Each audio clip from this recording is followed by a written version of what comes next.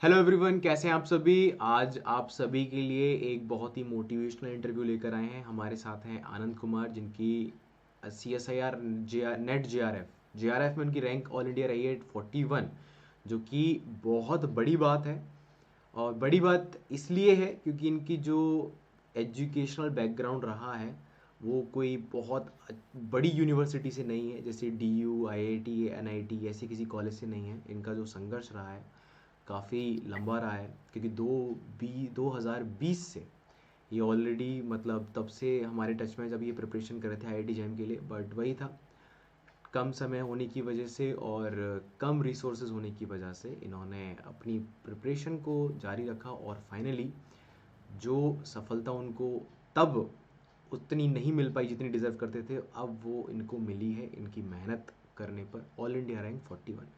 तो अब इनसे जानते हैं इनकी सक्सेस का राज कैसे क्या रहा, कैसे इनकी प्रिपरेशन रही। तो चलिए इनसे बात करते हैं। हेलो आनंद, कैसे हैं आप। Hello show. नमस्ते। नमस्ते। तो सबसे पहले मैं चाहूँगा आप अपना इंट्रो दें कि आपकी BSc MSc कहाँ से है, आप कहाँ से हैं, और बेसिकली अब आपकी रैंक कितनी रही और आपके मार्क्स कितने आए हैं आपके एग्ज़ाम में, ये जो अभी रिसेंट में हुआ है। यस सर, मेरा नाम आनंद कुमार है। मैं गाजीपुर उत्तर प्रदेश का रहने वाला हूँ। मैं 9th से लेकर के MSc तक की पढ़ाई वाराणसी में की है। और मैं Harishchandra PG college, government aided PG college है, मैंने वहीं से अपनी BSc करी है, MSc करी है। और वो एडेड है यूनिवर्सिटी ऑफ महात्मा गांधी काशी विद्यापीठ वाराणसी। और आपकी जो मेरी CSIR नेट में जो ऑल इंडिया रैंक 41 रही, उसमें आपका स्कोर कैसा रहा, मतलब part A, part B, part C, किस तरीके से आपने उनको मैनेज किया। सर, बेसिकली मेरे पार्ट्स ए में इस बार बहुत अच्छे हुए, क्योंकि ये तैयारी, मैं ये कह लीजिए, एक लंबे टाइम की तैयारी होती है। कोई रैंडम आप प्रिपरेशन नहीं कर सकते पार्ट ए की। आप कोई अचानक से कोई कहे कि मैं पार्ट ए में बहुत अच्छा करना चाहता हूँ, तो नो डाउट वो अपने पैर पे कुल्हाड़ी मारने जा रहे हैं। क्योंकि पार्ट ए की प्रिपरेशन में सर, वो जनरली केमिकल साइंस वाले भी लोग वही दे रहे होते हैं, फिजिकल साइंस वाले भी लोग वही दे रहे होते हैं। बहुत सारे क्वेश्चन केमिस्ट्री के क्वेश्चन पूछ दिए जाते हैं, नो डाउट वो 10th स्टैंडर्ड के ही होते हैं, 10th 12th स्टैंडर्ड के ही होते हैं। और कभी कभी फिजिक्स के एक आधा क्वेश्चन पूछ देते हैं। और ज्यादातर वो लोग जो SSC वगैरह की कभी प्रिपरेशन करते हैं, उन लोगों के लिए बहुत हेल्पफुल हो जाता है पार्ट ए। तो मेरे लिए बेनिफिशियल रहा, क्योंकि मैंने NDA वगैरह की प्रिपरेशन की थी। वहां से मैं रीजनिंग वगैरह जानता था, थोड़ी बहुत अर्थमेटिक वगैरह जानता था। तो इस बार से पेपर मेरे पक्ष में आ गया पार्ट ए का। तो मेरा बहुत अच्छा स्कोर हो गया पार्ट ए में। मेरे पूरे 30 नंबर थे। 30, अच्छा 30 आउट ऑफ 30। हाँ जी सर। ओके। 14 क्वेश्चन मेरे बिल्कुल ठीक थे। एक क्वेश्चन में मेरे को डाउट लग रहा था, लेकिन वो इनफैक्ट जब फाइनली करेक्ट हो गया तो मेरा फाइनल करेक्ट था। आपका टोटल वो स्कोर DI कित का एक क्वेश्चन था। आपका टोटल स्कोर कितना था आउट ऑफ 200। मेरा 125.25 मार्क्स थे। अरे वाह, दैट्स रियली नाइस। और पार्ट बी और पार्ट सी में आपका स्कोर कैसे क्या रहा। मेरा 42.7475 मार्क्स थे। ओके। 42.75 मेरे 42.75 मार्क्स। पार्ट बी में। ये सर पार्ट सी नहीं, सी। पार्ट सी में, दैट्स नाइस। बहुत यस सर। देख आपने, मतलब काफ़ी सारे आप। पार्ट बी में 52 के पॉइंट, 50 पॉइंट समथिंग ऐसे थे, 52 पॉइंट समथिंग। इसका मतलब एक्यूरेसी भी आपने काफ़ी, आपके नेगेटिव्स काफ़ी कम हुए हैं और आपने एक्यूरेसी काफ़ी सही तरीके से मेंटेन की हुई है। और हाँ जी सर, बेसिकली सर, ये थोड़ी एक लंबी टाइम से अपने आप को करते आना चाहिए। और मैं अपने अ, सभी व्यूअर्स को बताना चाहता हूँ कि इनकी जो ग्रेजुएशन और मास्टर्स थी वो हिंदी मीडियम से थी। हाँ। नहीं सर, इन हिंदी मीडियम तक मैं 12th तक पढ़ा था। हाँ, हिंदी मीडियम ट्वेल्थ तक थे, और फिर ये इंग्लिश मीडियम इनका था। तो बेसिकली और इनका जो बैकग्राउंड रहा है, इस तरीके से इन्होंने कोचिंग्स वगैरह का बहुत ज़्यादा लाभ नहीं मिला। मैक्सिमम इनकी खुद की ही प्रिपरेशन रही है। तो सबसे पहले जानना चाहते हैं आप हमारे टच में आएगा, क्योंकि मेरा ये रहता है कि मैं बहुत सारे स्टूडेंट से नहीं मिल पाता हूँ। और उन प्रिपरेशन के टाइम पे मेरा, जब वो फाइनली जब उनके रिजल्ट्स आते हैं और जब वो मेरे से कांटेक्ट करते हैं, तब मेरी उनसे बात हो पाती है। तो बेसिकली आप मुझे कब से जानते हैं और कैसे जानते हैं। सर, आपके कनेक्ट में मैं तो लॉकडाउन से था। 2020 जो पहला लॉकडाउन था, ओके। तब से मैं कनेक्ट था। उस टाइम पर मैं किसी एडटेक प्लेटफॉर्म पे पढ़ाता था, तो उस मोमेंट पे मैं फ्री में क्लासेस लेता था, मैं पेड बैचेस भी लेता था। तो आप फ्री बैचेस या हाँ जी पेड सर। क्लास, क्योंकि नहीं, मैं फ्री बैचेस में ही पढ़ा था। क्योंकि मैंने पेड फ्री बैचेस बैचेस तो में ऑलमोस्ट पूरा का पूरा सिलेबस पढ़ा दिया था वहाँ पे। हाँ जी सर। और ओके, और उसमें आप आपने बहुत सारी सीरीज करके निकाली थी, कुछ मॉडल अलजेब्रा की अलग से सीरीज, लीनियर अलजेब्रा की अलग से सीरीज, और रियल एनालिसिस की सीरीज अलग। मैं मैट्रिक्स थ्योरी पूरी पढ़ी थी आपने। ओके, आपका फेवरेट पार्ट क्या रहा इन सब में, जो सबको सबसे बढ़िया समझ में आया हो, सबसे आपको ऐसा लगा हो कि ये तो हंसते सर खेलते खत्म हो गया? सर जैसे ना मुझे जो फेवरेट पार्ट लगता है, हो सकता हो बहुत लोगों को लगता हो, क्योंकि वही एक पार्ट सबसे आसान सबको लगता है। लीनियर अलजेब्रा हर कोई को लगता है, और वो मुझे भी लगता है, क्योंकि लीनियर अलजेब्रा के क्वेश्चन हो जाते हैं आसानी से। नो डाउट ओडीपीडी भी लोगों को लगते हैं, लेकिन थोड़ा सा उसके लिए अपनी स्ट्रेटजी से वर्क करना पड़ेगा। आपको ऑप्शन एलिमिनेशन टेक्निक्स आनी चाहिए, हम किसी भी चीज को पुट करके कैसे निकाल सकते हैं, हमें फंक्शंस लेने पिकअप करने आने चाहिए। रिसेंटली सर ना एक लीनियर अलजेब्रा में क्वेश्चन दिया था। मुझे याद नहीं किस ईयर में आया था, लेकिन उसमें कोई पीएक्स पॉलिनोमियल दिया था एन डिग्री का, और दिया था, रेस्ट्रिक्ट कर दिया था कि N is greater than is equal to 1, hmm. और क्यूएक्स और आरएक्स के टर्म में दो पॉलिनोमियल के, उसी पॉलिनोमियल के एक इंटीग्रेशन दी हुई थी, एक की डिफरेंशिएशन दी हुई थी, और ऑप्शन हमें बना दिया था।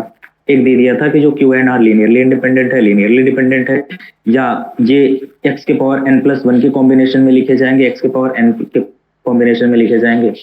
तो जैसे कई बार लोग ऑप्शन भी एलिमिनेट करते हैं, तो कोई एक फंक्शन चूज कर लीजिए, हमें एक के बजाय दो तीन चूज कर लेने चाहिए। एक से कट रहा है कुछ ठीक है, दूसरे से कट रहा है कुछ ठीक है, अगर दो से दो कट गए, एक तीसरा ले लीजिए, कोई हाँ, तीसरा कट जाए तो चौथा तो अपने आप सही हो जाएगा, चाहे वो पार्ट बी को हो या पार्ट सी को हो।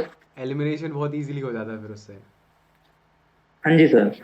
और ये भी है सर, कभी कभी ना जैसे कोई चीज हमें लगता है कि जनरल फॉर्म से हमें करना चाहिए ऐसी चीजें, जनरल फॉर्म तो सोच भी नहीं सकते हैं ऐसे क्वेश्चंस पे, बिल्कुल क्योंकि वहां बिल्कुल। पे हमारी टेक्निक्स बिल्कुल यूज नहीं हो पाती है।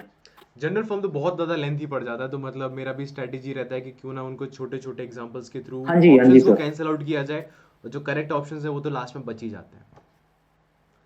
तो अच्छा बिल्कुल मैं सर, जैसे आपने वो कैले थ्योरम में आपने बहुत सारे क्वेश्चंस, जब हमने ए इनवर्स ए के फॉर्म में निकाल रहे थे, तो काइंडली आपने बहुत सारे रिवीजन। क्वेश्चन को एग्जांपल से किया था। That's nice. मैं मुझे खुशी है इस बात की, मतलब आपको वो ये चीज़ें बिल्कुल आपने रिकॉग्नाइज, मतलब आपको याद रही, और आपने इनका एग्ज़ाम टाइम में जो यूज़ किया है, और जिस तरीके से आपका रिजल्ट रहा है, बहुत मतलब एक्स्ट्रॉर्डिनरी रिजल्ट है ये। क्योंकि आपका तो खुद रिजल्ट आया है, आपने अचीव कर लिए रैंक, हो सकता है आपको इतनी खास नहीं लग रही हो इस वक्त, आपके लिए बड़ी आम हो गई वो चीज़, लेकिन आप यकीन मानिए ये बहुत बड़ी बात है। क्योंकि इस तरह से आपने जो आपका रहा है, सक्सेस रही है, ये हर किसी के लिए इतना आसान नहीं होती है। आसान तो आपके लिए भी नहीं थी, ऑफ कोर्स आपने मेहनत बहुत करी है तब जाके आपको ये मिला है। बाकी अगर मैं आपसे ये पूछूं बेसिकली कि आपने किन किन टॉपिक्स पर ज़्यादा ध्यान दिया पूरे सिलेबस में से, तो आप क्या बोलना चाहेंगे? मतलब अगर मैं आपको पूरा पूरा सिलेबस दूं और आप सर बताना चाहें कि मैंने ये पर्टिकुलर टॉपिक्स पढ़े, और इन टॉपिक्स से क्वेश्चंस मैं करके आ गया, और मैंने ईजिली संभाल लिया पेपर, तो कौन कौन से वो टॉपिक्स थे? सर जैसे देखिए, मेरी जब प्लानिंग थी प्रिपरेशन करने, बेसिकली सर ना, मुझे एक मेरे मेंटर थे, वो कह लीजिए वो लाइफ टाइम मेरे गाइड रहेंगे, नाम बताइए वो उनका। लाइफ टाइम मेंटर रहेंगे। वो के सर नाम है, कृष्णकांत वर्मा नाम है उनका। कृष्णकांत वो वर्मा जी, मेरे ओके। मुझे हायर मैथमेटिक्स में बहुत ज्यादा इंस्पायर किए, उन्होंने रियलिटी में बहुत आसान आसान से समझाना सिखाया मुझे, कि देखो कोई हायर मैथमेटिक्स को इतना पजल्ड मत समझो, आसानी से भी सीखी जा सकती है।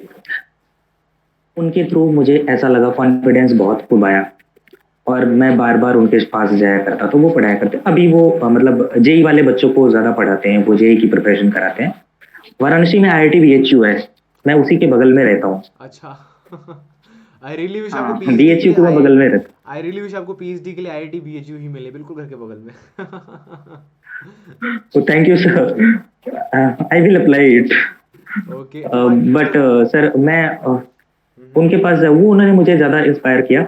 तो ठीक है, वो उन्होंने सब कुछ बताया। उन्होंने एक बात मुझे बताई थी कि आनंद, ठीक है, बहुत लोग कहते हैं कि तुम प्योर कर लोगे तो यार, प्योर का कर लोगे तो प्योर से नेट निकल जाएगा, लेकिन प्योर करके जाओगे तो हो सकता हो तुम्हारे 50 मार्क्स भी आने मुश्किल हो जाए कभी कभी। That's true. तुम करके ठीक ठाक सिलेबस जाना। हम्म। तो उन्होंने मुझे इतना तो आइडिया दे दिया था, और मुझे भी लगता था, अब इतना लाइफ से थोड़ी बहुत एग्जामिनेशन मैं देते आया हूँ, तो मुझे तो पता आइडियाज तो होंगे ना। मैं सर एयरफोर्स में फाइनल सेलेक्टेड रहा हूँ ओके, वाओ। 2020 के एयरफोर्स इनटेक 1 में। वो किसी कारणवश उसकी ज्वाइनिंग नहीं हो पाई। कोई नहीं। वो कंट्रोवर्शियल इश्यूज है।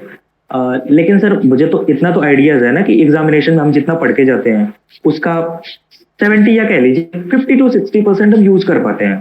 ओके, तो आपने मैंने मेन। स्टार्टिंग करी थी लीनियर अलजेब्रा से। ओके, मेन आपका लीनियर मैंने अलजेब्रा होता है। स्टार्टिंग करी थी लीनियर अलजेब्रा से। Hmm. Yes sir. Linear algebra में हर कोई जानता है बहुत, मतलब उसकी कह लीजिए बैकबोन है eigen values eigen vector of the matrices. Hmm. ये हर चैप्टर्स में हर क्वेश्चन में इनसे क्वेश्चन लेके बनाए जाते हैं। ओके। और सर लीनियर अलजेब्रा में कोई अगर चाहे, मेरी एडवाइस आप अपने हिसाब से देख सकते हैं, लेकिन जो हम पढ़ते हैं इनर प्रोडक्ट स्पेस, आप उसके टॉपिक शॉर्ट लिस्ट कर सकते हैं अगर आप चाहें तो। वरना कोई शॉर्ट लिस्ट करने लायक ऐसा बहुत बड़ा इशूज नहीं है। लीनियर अलजेब्रा के एक छोटे से टॉपिक को वो भी कोई पढ़ सकता है। लेकिन मे भी सर कभी कभी इससे क्वेश्चन न भी आते हैं और थोड़ा सा डिफिकल्ट तो लगता है क्योंकि इसमें टोपोलॉजी वाला मैनर आ जाता है, टोपोलॉजी थोड़ी सी आ जाती है।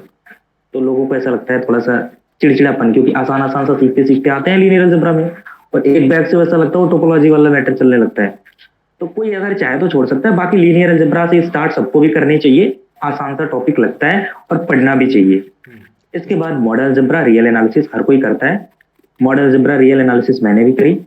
Integral equation calculus of variation किसी को छोड़ के नहीं जाना चाहिए। ये कभी कभी फ्री के नंबर देके जाते हैं बिल्कुल, बहुत और ईजी छोटे छोटे क्वेश्चन है। टॉपिक है, करने भी चाहिए। इस बार भी फ्री के नंबर देके गए थे, कैलकुलस ऑफ वेरिएशन फ्री के नंबर देके गए थे। ओके, इनके अलावा और कौन कौन सी टॉपिक्स है जो आप पढ़ कर गए थे? लगता है हमारा कनेक्शन थोड़ा सा वीक हो गया है आनंद जी के साथ। हेलो।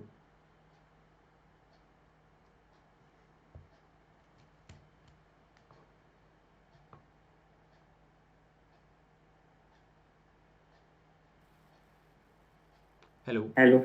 हाँ, तो आप मुझे बताइए, अच्छा इनके अलावा हाँ जी। आपने सीओवी और इंटीग्रल इक्वेशन के अलावा और कौन कौन से आपने टॉपिक करे थे वहाँ ओडीपीडी पे? पूरा ओके। किया था मैंने, ओडीपीडी में कुछ नहीं छोड़ा था। मैं पूरा पढ़ के गया था ओडीपीडी जितना आता है। मतलब आपने और हीट। ओडीई के, हाँ ओडीई के हीट इक्वेशन कोई अगर थोड़ा बहुत भी पढ़ता है तो चार चीजें तो करके जानी चाहिए: heat equation, Laplace equation and wave equation. एक तो कॉची आइलर प्रॉब्लम करके जाइए, कॉची प्रॉब्लम से क्वेश्चन आते हैं पीडी वाले में। इन चार चीजों से करके जाइए, आपके क्वेश्चन हो जाते हैं। इनसे मतलब। तो चार क्वेश्चन बन ही जाएंगे। हम्म। एक क्रिटिकल पॉइंट का आता है, एसएलपी का क्वेश्चन आता है, तो इनसे तो बन जाएंगे क्वेश्चन। लेकिन ओडीपीडी मेरा मानना है करके पूरा जाना चाहिए लोगों को, क्योंकि ये हेल्प करता है। किसी की हेल्प से हम सीओबी अच्छे तरीके से कर सकते हैं। बिल्कुल। तो इसका मतलब ये है कि हमने सिलेबस बहुत लिमिटेड है 7 और मेजर टॉपिक करके गए। मतलब उसको ठीक हाँ से सर। पढ़ा जाए तो आप इजीली अच्छे मार्क्स गेन कर सकते हैं। Definitely sir, definitely. तो मतलब अब और थोड़ी सबसे। बहुत मेरे क्वेश्चन सही हो गए थे न्यूमेरिकल एनालिसिस के, थोड़ी बहुत मैंने देख लिया था। बाकी एलपीपी मेरे कोई काम का नहीं आया। किसी की मर्जी हो तो पढ़ के जाए, वरना छोड़ सकता है। कोई तकलीफ नहीं है ओके। उसे छोड़ने में। ओके। मतलब मानना पड़ेगा आपका आपका जो सिलेबस डिस्क्राइब करने का तरीका काफ़ी इंटरेस्टिंग है। मानना पड़ेगा। थैंक यू लेकिन सर। सीरियसली मतलब आप जिस तरीके से आपका ये अभी तक का आपने बताया काफ़ी इंटरेस्टिंग रहा, और मुझे इस बात की बड़ी खुशी है कि आपकी जर्नी में मैं कहीं ना कहीं पार्ट रह पाया, कहीं ना कहीं हाँ मतलब। जी सर, बिल्कुल।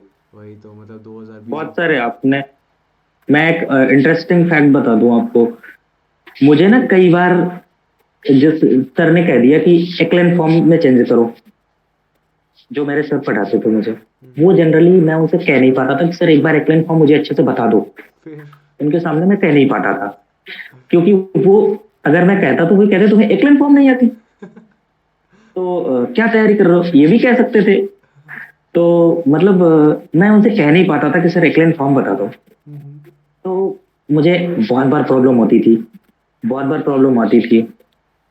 आपने लेट से वो वीडियोस कराई थी, मैं प्लेलिस्ट में जाके दोबारा से देखा, हाँ। और मुझे तब जाके एग्जैक्ट से क्लियर हुआ है एक्लेन फॉर्म में कि यार अच्छा, मैं हमेशा सोचता था A11 के प्लेस पे वन बना लिया, A22 के प्लेस पे गारंटी से बनाया, नहीं आता तो मैं फिर से कॉलम चेंज कर करके पहले उसे दूसरे कॉलम में लाता था। आपको वीडियो में मुझे पता, अच्छा कोई बात नहीं, कई नॉन जीरो एलिमेंट हो कहीं से भी बना सकते हो, कोई तकलीफ नहीं है। तो मुझे सर एक्लाइन फॉर्म रियलिटी में वही से समझ में आ पाया, मैं अच्छे से तब से समझ में आ पाया। और फिर तो रैंक निकलने के प्रोसीजर के बाद ही जो होते हैं वो तो हर कोई निकाल लेगा, लेकिन उसके पहले एक्लाइन फॉर्म तो समझ में आ जानी चाहिए। नहीं, कई मैं बार समझ प्रॉब्लम होती है, छोटी छोटी चीजें कई कई बार किसी से आप सीखते हो, वो चीजें लंबे टाइम पे याद हो पाती हैं। मुझे वो टाइम का याद है, मुझे आज भी याद है कि मैं क्या चीजें अच्छे से सीखा था।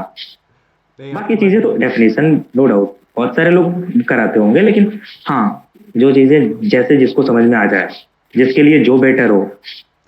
नहीं, आपकी बात बिल्कुल मैं समझ सकता हूँ, क्योंकि ऑफ कोर्स अगर हमारी एजुकेशन किसी बहुत अच्छी यूनिवर्सिटी से नहीं है, जैसे मेरी भी राजस्थान यूनिवर्सिटी से थी, तो उस टाइम पर मैं देखता था चीज़ों को कि मुझे भी छोटी छोटी चीज़ों में परेशानी आती थी, छोटे छोटे टर्म्स में दिक्कत आती थी, तो वो सेम प्रॉब्लम बहुत सारे लोग फेस करते हैं। और उन चीज़ों को ही सॉल्व करने के लिए मतलब मेरी हमेशा से कोशिश रहती है कि छोटी छोटी चीज़ों पर जहाँ मुझे लगता है कि मैं अटक सकता हूँ वहाँ पे कोई और भी अटक सकता है, तो मैं उन चीज़ों पर हमेशा फोकस करता हूँ। एंड आई एम ग्लैड कि मतलब आपकी वो चीज़ उस वक्त काम आई, और कहीं ना कहीं आपको एक मोटिवेशन मिला, आपको एक छोटी सी होप हाँ जी मिली सर, उस टाइम पर। मोटिवेशन के हिसाब से मुझे एक बात याद आती है, और ये बात मुझे कहने में कोई तकलीफ नहीं है, गुरेज भी नहीं है। जब मैं लॉकडाउन में आपकी वीडियोस देखा था ना, तो उसमें आपने कई कई बार मोटिवेशन सेशन के वीडियोस ऐसे ही ले लेते थे आप, आधे घंटे 45 मिनट्स। उसमें आपने अपनी जर्नी में बारे में बताया था कि देखो मैं जेई में तो नहीं क्रैक हो पाया, लेकिन कैसे मैं 1.5 महीने के अंदर आईआईटी पहुंच गया। तो ठीक है सर, मैं कभी अच्छी इंस्टीट्यूट से नहीं रहा, लेकिन इस बात का इतना भी मुझे दुख नहीं था, क्योंकि मुझे पता था कि मैं क्यों नहीं पहुंचा हूँ। मैं कोई बहुत ज्यादा कोटा जाके पढ़ाई नहीं की इंटर की, मैं कोई जाके जेई की प्रिपरेशन नहीं की, तो जब प्रिपरेशन की नहीं तो सिलेक्शन कहाँ से होगा। और मैं कभी जेई का फॉर्म नहीं अप्लाई किया, टू बी वेरी ऑनेस्ट, मैंने कभी जेई का फॉर्म नहीं अप्लाई किया। हाँ, डिफेंस के फॉर्म अप्लाई किए, और ऐसा नहीं कि वहां मुझे एकदम निराशा हाथ ली। मैंने एनडीए और एयरफोर्स क्लियर किया हुआ है। नो डाउट सिलेक्ट ना होना वो अपने हाथ में कभी कोशिश, कभी होता भी। बिल्कुल बिल्कुल मेहनत करना और कोशिश करना ज़रूरी है, बाकी रिजल्ट जो भी रहे, आज नहीं तो हाँ कल जी सर। अच्छे और बेहतर हमेशा होते ही होते हैं। काफ़ी अच्छी बात कही आपने, और आई रियली विश कि अभी आपने जिस तरह की रैंक हासिल करी है, आपको पीएचडी मिलेगी एक आईआईटी में, और आपका आने वाला जो फ्यूचर है वो बहुत ब्राइट होने वाला है। मतलब आपका जो करियर ऑप्शंस हैं, आपको बहुत अच्छे करियर ऑप्शंस मिलने वाले हैं, एक बहुत सुनहरा भविष्य आपका इंतज़ार कर रहा है। एंड आई रियली विश आपसे जितने भी लोग इंस्पायर हो रहे हैं वो इस बात को ध्यान रखें कि मेहनत का फल कभी ना कभी तो मिलता ही है। हो सकता है थोड़ा टाइम मिल जाए, कभी 6 महीने, कभी 1 साल, लेकिन हाँ, डेफिनेटली मेहनत कभी ख़राब नहीं होती है। डेफिनेटली सर, मेहनत तो बिल्कुल नहीं खराब होती। कई बार लोग ना, ऐसा लगता है कि उन्होंने तैयारी करी है, थोड़ी बहुत चूक तो हर कोई से होती है। डेली डेली की कमियां किसी को पता नहीं चलती, वो कभी एक दिन इकट्ठे एग्जाम में गिरती हैं बिजली की तरह हमारे एग्जामिनेशन में, तो उसी दिन हमें पता चलता है कि हमारा अच्छा हुआ है खराब हुआ। लेकिन हमें उसे घबराना नहीं है। ठीक है, एक बार गया, दोबारा से आप करिए। 2 बार भी कई बार खराब जाता है लोगों का, तीसरी बार करिए। ये मत देखिए कि कोई पहली बार में नेट क्लियर कर लिया, हमें भी करना है। ठीक है, आपके अंदर पैशनेट है, आप जाइए। नहीं होता है तो इसका मतलब ये नहीं कि हम हाथ पांव तोड़ने लगे अपने। हाँ, मैं आराम से एक बार और अटेम्प्ट लेके तैयारी करनी चाहिए। और ठीक है, हम कोई बहुत गिफ्टेड नहीं है, कोई गॉड गिफ्टेड भी नहीं है, हम बहुत से कोई गिफ्ट नहीं लेके आए हैं। ठीक है, सीखते जाएंगे आगे चीजों बढ़ते को। जाएंगे, बिल्कुल बिल्कुल सही बात है। मानना पड़ेगा आपका, काफ़ी ज़्यादा मैच्योरिटी आ गई है आप में प्रिपरेशन करते करते, और कहीं ना कहीं ज़िंदगी का काफ़ी तजुर्बा दिख अ, रहा है। लेकिन आई रियली विश आपको आईआईटी में ये सब कुछ और ज़्यादा बेहतर सीखने का मौका मिले। और इसके साथ ही कहीं ना कहीं मैं बहुत आई एम सो ग्लैड कि मतलब आप जैसे स्टूडेंट मुझे मिले, आप जैसे स्टूडेंट्स के टीचर बनने का मुझे मौका मिला, और आपको कहीं ना कहीं आपकी लाइफ में और आपकी जर्नी में कहीं थोड़ा बहुत भी अगर मेरा रोल रहा है, तो मैं बहुत खुश हूँ इस बात से। बाकी मैं बाकी स्टूडेंट्स को यही कहना चाहूँगा कि आनंद जी से इंस्पायर होकर एक बात ध्यान रखिए कि प्रिपरेशन का तरीका बहुत सिंपल है। मेहनत करते रहो, छोटी चीज़ें सीखते रहो, और अपने फेलियर से कभी भागो मत, डरो मत। आनंद की तरह मेहनत करते रहो, और डेफिनेटली सक्सेस एक दिन मिलेगी ही मिलेगी। बाकी बहुत जल्दी मिलेंगे हम एक नए इंटरव्यू और एक नए मोटिवेशन के साथ। तब तक के लिए आपसे अलविदा लेते हैं। Thank you sir so much. एक बात और कहना चाहूंगा, जैसे ना कई कई बार होता है कि जो नेट की प्रिपरेशन करते हैं उनके पास तो ऑप्शन होता है कि वो गेट दे लेते हैं। कई कई बार लोगों की गेट पे पीएचडी हो जाती है जो पीएचडी करना चाहते हैं। और कई कई बार तो एनबीएचएम के एग्जामिनेशन, टीफर के एग्जामिनेशन होते हैं। लेकिन कई बार जैम वालों के लिए सिर्फ एक एग्जाम होता है, आईआईटी जैम। इसके बाद तो अब सीयूईटी का एग्जामिनेशन आ गया। बहुत सारे लोग जैम को और सीयूईटी को बहुत, आप भी या मैं भी, कोई भी कह सकता बहुत दूर का फर्क है, पास तो बिल्कुल नहीं है। बिल्कुल।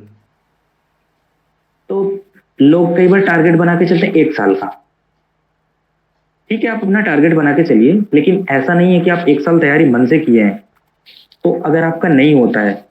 सर सक्सेस का मेरा बहुत पहले से मानना है, मैं मतलब जब इंटर में था ना तब से मानना है कि सक्सेस तो बस एक लाइन होती है, खींच दी जाती है। हो सकता है कोई बहुत सक्सेस के पास रह के रुक जाता हो, कोई दूर तो निकल जाओ, बात की बात है, कोई थोड़ा सा डाकता हो तो वो सक्सेस हो जाता है। तो इससे बिल्कुल नहीं घबराना चाहिए कि हम नहीं सक्सेस हो पाए। हाँ, हमें पलट के देखना चाहिए कि साल भर हमने अगर मेहनत की है, अगर दिल से करी है, तो फिर चूक कहाँ से रह गई। और यदि रियलिटी वो चूक बहुत गैप वाली है तब आप अपने हिसाब से सोच सकते हो। लेकिन हाँ, आपको लगता है थोड़ा बहुत भी अच्छा हुआ, एक बार और ट्राई करते हैं, क्या तकलीफ है। ओके, तो आप ये ऐसा तो कहना नहीं कि चाहते जेई की हैं तरह जैम, अटेम्प्ट खत्म हो रहा है। मतलब जैम की 1 साल प्रिपरेशन करने के बाद अगर आपको सही रिजल्ट्स नहीं मिलते हैं तो 1 साल ड्रॉप लेने में कोई बुराई नहीं है। आप 1 साल ड्रॉप लीजिए, सक्सेसफुल हो जाएंगे तो बिल्कुल सर, बेहतर है, एक अच्छा प्लेटफॉर्म मिलेगा और कैरियर ऑप्शंस बहुत अच्छे हो सकते हैं वहां से आगे। Definitely yes sir. और मैं आज की डेट को देख के कह सकता हूँ आईआईटी पहुंचना बड़ी बात है अपने जगह, लेकिन एक बहुत अच्छी अपॉर्चुनिटी दे के जाती है। आपके पास ऑप्शन होंगे, आप अच्छे इंस्टीट्यूट से पढ़ेंगे तो आपके पास एक अनुभव होगा, आपको आगे जाने के रास्ते तो दिखेंगे कम से कम। मैं टू बी वेरी ऑनेस्ट, मैं कह सकता हूँ कि मेरी एमएससी जहाँ से हुई है वहां से कोई रास्ते नहीं दिखे। वो तो अलग की बात है कि अच्छे टीचर्स, अब जैसे लोग जो यूट्यूब से हमें गाइड किए हैं, कम से कम कुछ नहीं तो ये सब चीजें हमें इंस्पायर्ड की। वो सर जो के सर जो है वो आईआईटी धनबाद से पढ़े हुए हैं, वो कई बार मतलब उन्होंने मुझे इंस्पायर किया और कई बार ये कहते थे कि आनंद तुमने बहुत बड़ी गलती कर दी बीएससी के बाद एमएससी ऐसी जगह से करके। मतलब ये मैं नहीं कह सकता अरे बहुत खराब है नहीं करना, वो डांड हो जाएगा, ये हो जाएगा, वो हो जाएगा। लेकिन हाँ, उन्होंने कहा और ये मुझे भी लगता है जरूर गलती हमने कर दी। और मैं सर वेरी ऑनेस्ट कह सकता हूँ कि मैं जब बीएससी करके निकला ना तो मैं मन में ये कह के गया कि दोबारा इस कॉलेज में पलट के नहीं आऊंगा। सच कह रहा हूँ, मैं दोबारा ये कह के गया था कि इस कॉलेज में पलट के नहीं आऊंगा।